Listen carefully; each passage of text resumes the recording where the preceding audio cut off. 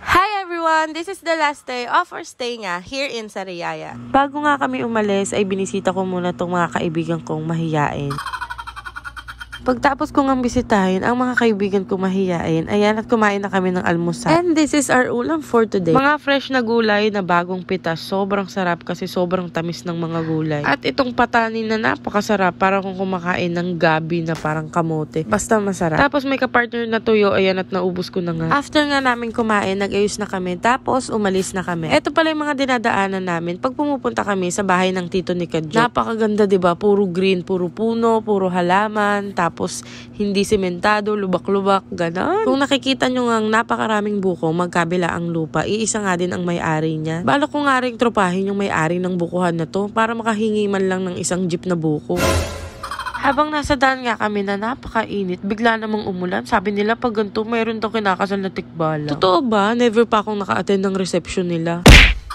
Eto pala yung newly open na SM sa Batangas, SM Santo Tomas. Nabura ko ata yung video ko nung opening nito. Napaka-traffic. Even yung dyan sa may highway ng kalsada, may mga nakapark na. Napansin ko nga lang din na simula nagbukas tong SM na to. Yung circle dyan banda, sobrang traffic na palagi. Para sa akin lang yun yun lang yung napansin ko. Anyway, malapit nga sa SM, sa pinaka-corner ng Llanas, makikita nyo nga tong Japanese restaurant na ang JLA Ramen and Sushi Spot. Dito sa Maharlika Highway sa Santo Tomas. Dumaan nga lang kami dito kasi birthday ng kapatid ni Kadjo. Magkasunod din pala sila ng birthday nitong isang tita ni Kadjo. Yung isang tita pala ni Kadjo yung may-ari nito. Kaya ayan at nagpaluto siya ng yakisoba na sobrang sarap talaga. Tapos ito naman, chicken teriyaki. Ang sarap-sarap din yan. As in. Magsasharon nga ako niyan mamaya ng may maiulam naman pag-uwi.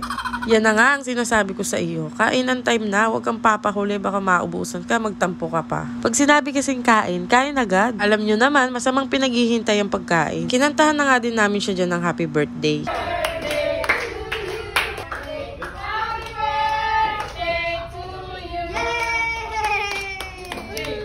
Kagaling nga dyan ni Ashiko at nakikipalakpak din naman eh. Kala mo naman naintindihan niya.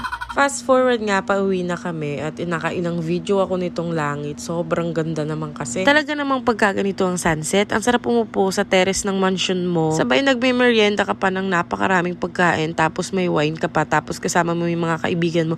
O kaya yung family mo. Ay, darating din tayo dyan, diba?